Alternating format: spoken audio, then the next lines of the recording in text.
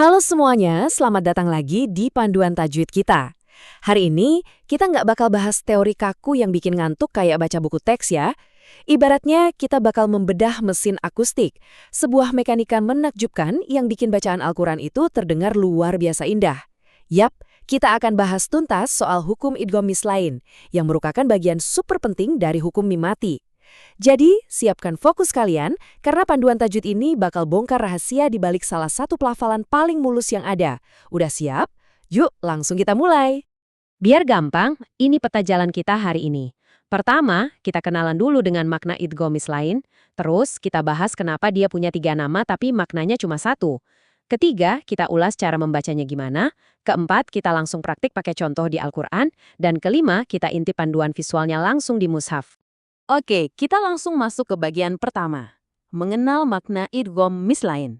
Pernah nggak sih kalian mikir, gimana jadinya kalau ada dua huruf yang benar-benar identik, sifatnya sama persis, makhraj atau tempat keluar suaranya juga sama persis, terus mereka ketemuan beruntun di satu bacaan? Nah, tabrakan inilah yang memicu munculnya hukum ini. Gampangnya, ini tuh ibarat ada dua benda fisik yang kembar identik, terus menyatu persis di satu titik. Coba kita bedah kata per kata ya. Kata pertama adalah idgham. Secara bahasa, idgham itu artinya memasukkan atau meleburkan. Saya pengen kalian ngebayangin sebuah proses fisik di sini. Sebuah transisi akustik di mana satu suara dimasukkan, lalu dileburkan dengan sangat-sangat halus ke dalam suara di depannya. Nggak ada tuh yang gamanya jeda atau suara patah-patah yang kaku. Semuanya mulus banget. Terus, mari kita lihat kata keduanya, mislain. Secara harfiah, mislain itu artinya dua yang serupa, alias kembar. Jadi, secara visual dan konsep, kalian bisa ngebayangin ada huruf-huruf kembar di dalam alfabet Arab ini yang lagi tatap muka langsung di dalam teks. Mereka berdua ini punya anatomi bentuk dan asal suara yang 100% sama.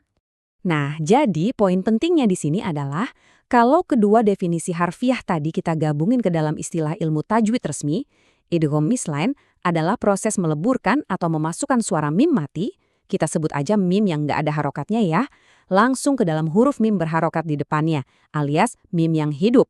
Hasil dari penyatuan ini, kedua huruf tadi melebur dan dibaca seolah-olah cuma ada satu huruf mim tunggal yang bertasydid. Makanya, suaranya jadi ganda dan kuat banget. Lanjut ke bagian kedua. 3 nama, 1 makna. Tapi sebelum kita ngerinci nama-nama yang kedengarannya kompleks tadi, coba perhatiin angka 1 yang besar itu. Walaupun namanya bermacam-macam, aturan ini sebenarnya sangat menyegarkan dan gampang diingat karena kesederhanaannya. Hukum ini secara eksklusif cuma ngelibatin satu huruf aja teman-teman. Iya, cuma huruf mim. Nggak ada huruf lain yang perlu kalian hafal buat aturan spesifik ini. Asyik kan? Sekarang mari kita telusuri logika cerdas di balik ketiga nama tersebut satu persatu. Pertama, kenapa disebut idgham mislain? Ya karena alasan yang baru aja kita bahas tadi. Bertemunya dua huruf yang serupa, si kembar identik.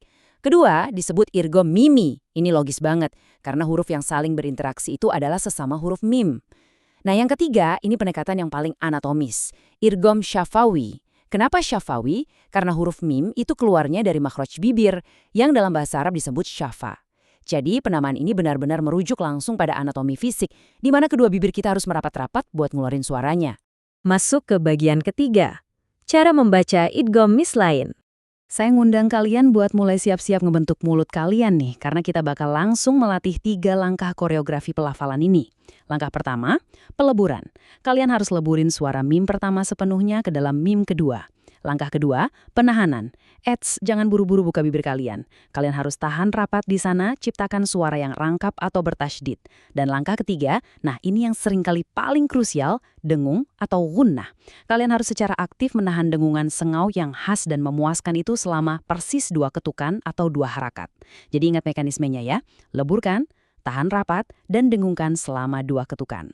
Yuk, kita pindah mulus ke bagian keempat, contoh praktik dalam Al-Quran. Coba arahkan mata kalian dari kiri ke kanan buat ngeliat gimana teks Arab ini dipetakan secara langsung ke ejaan fonetiknya. Contoh pertama, walakum ma kasabtum. Karena dilebur dan didengungkan, kalian dengarkan suara yang berdengung kuat itu? Contoh kedua, fi qulubihim maradun. Perhatikan gimana bibir kita tertahan rapat pas dibunyi mim. Lanjut yang ketiga, ilaikum mursalun. Dan yang terakhir, at'amahum min ju'in. Sangat jelas bukan? dengungan sengau dua ketukan pada huruf itu benar-benar jadi kunci utama dari keindahan ritme ayat-ayat tersebut. Akhirnya kita sampai di bagian kelima, panduan visual dalam mushaf. Percaya atau enggak, sebenarnya ada kode-kode rahasia yang tersembunyi di dalam lembaran musik mushaf kita. Sistem penulisan ini tuh ngasih isyarat visual langsung yang ngasih tahu otak dan mulut kita kapan persisnya harus pakai hukum idgham mislain ini. Coba perhatikan kontrasnya deh. Di mim yang pertama sama sekali nggak ada tanda sukun di atasnya. Areanya dibiarin kosong melompong. Sementara itu, pada huruf mim kedua ada tanda tasydid yang dicetak jelas banget.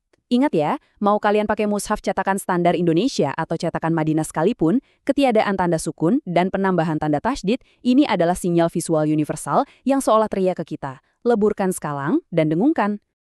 Luar biasa banget kan? Gimana sebuah aturan yang awalnya mungkin kedengaran sangat akademis, pada akhirnya terurai jadi serangkaian instruksi mekanis dan visual yang super logis dan indah?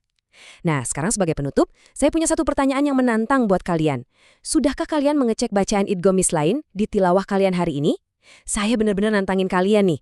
Setelah panduan tajwid ini selesai, coba deh langsung buka mushaf kalian. Cari kode visual ketiadaan sukun plus keberadaan tasydid pas mim ketemu mim tadi. Dan langsung aplikasikan pemahaman anatomis yang baru aja kalian pelajari. Rasakan gimana bibir kalian merapat dan dengungan dua ketukan itu bergema di rongga hidung kalian. Teruslah bereksplorasi, terus perbaiki bacaan, dan pastinya terima kasih banyak udah gabung bareng saya di panduan tajwid kita kali ini. Sampai jumpa!